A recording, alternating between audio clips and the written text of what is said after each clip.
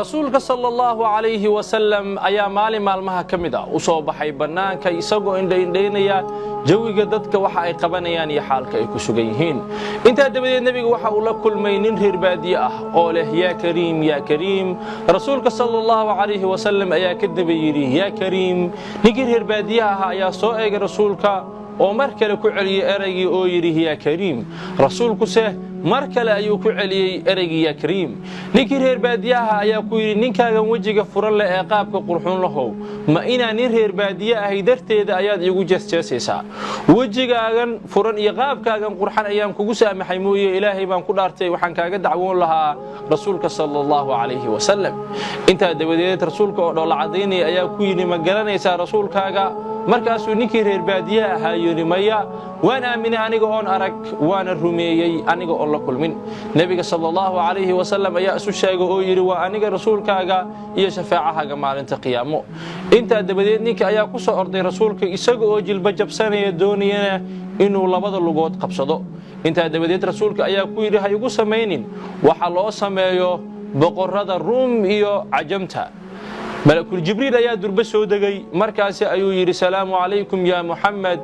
ila rabbigaaga waxa uu ku leeyahay u sheeg midka kula jooga inuusan damaacinin deeqaheena iyo siinteena inuusan damac badan ka gelin maxaa yeelay waan ku xisaabin doonaa maalinta qiyaamo khabarkii ayuu rasuulku sallallahu alayhi wa sallam u sheegay ninkii reer baadiye kolkaasuu yiri rasuulka allah ilaahay miyuu xisaabinaya ها أو حسابنا يا أيها الرسول كير مركز يري إلهي من قدرته هدو الله حسابيه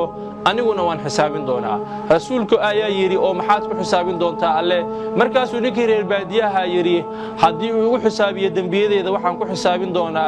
دنبي داف كيسا هدو حسابيه بخيل لماذا إذا وحن حساب دونا deeqsinimadiisa hadii uu ugu xisaabiyo tabaryaradeedana waxa aan ku xisaabin doonaa awood badnidiisa rasuulka sallallahu alayhi wa sallam ayaa ilmeeyay illa ilintu ay qoysay garkiisa markale waxa soo degay malakul jibriil oo yiri assalaamu alaykum ya muhammad rabbigaagu waxa uu ku leeyahay jooji ooyinta maxaa yeelay ilmadaadu waxa ay mashquulisay malaa'iktiisa carshiga alle oo ay ka mashquulisay xuski iyo dhikriga alle una sheeg midka kula jooga yuusan xisaabinin ma xisaabin doonee Allahu akbar oo jannada ayuu rafiiq ugu noqon doonaa durba ilaahay subhanahu wa ta'ala fariin ka timid ayaa loogu sheegay ninkaas reer baadiyaha ahaa in aan la xisaabin doonin maalinta qiyaamo oo nabi maxamed rafiiq la noqon doono jannada